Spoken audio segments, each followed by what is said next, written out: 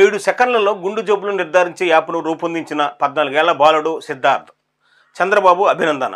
గుంటూరు జీజీహెచ్లో యాప్తో పరీక్షలు.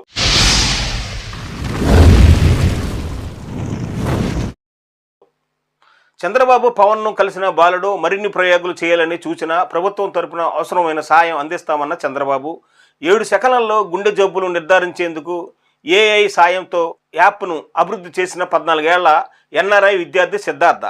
నంద్యాల అనే బాలుడు ఏపీ ముఖ్యమంత్రి నారా చంద్రబాబు నాయుడుని కలిశాడు. సిద్ధార్థ రూపొందించిన యాప్ సాయంతో గుంటూరు జీజీహెచ్లోని రోగులకు పరీక్షలు నిర్వహించారు.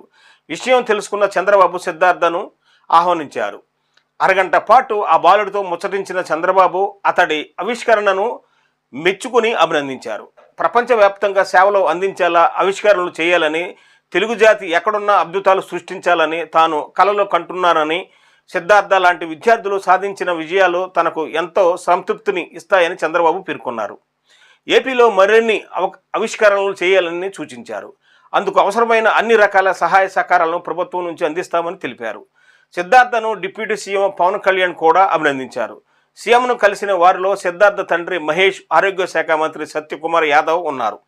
కాగా అనంతపురానికి చెందిన సిద్ధార్థ కుటుంబం 2010లో అమెరికా వెళ్ళి స్థిరపడింది. ఇది నేటి వీడియో. ఈ వీడియోపై మీ అభిప్రాయాలు తప్పనిసరిగా తెలియచేయండి. లైక్ చేయడం మర్చిపోవద్దు. మీరు లైక్ చేయడం వల్ల ఈ వీడియో మరికొంతమందికి రికమెండ్ చేయడం జరుగుతుంది కాబట్టి చూసిన వారు తప్పనిసరిగా లైక్ చేస్తారని కోరుతూ సేజ్ మీడియా.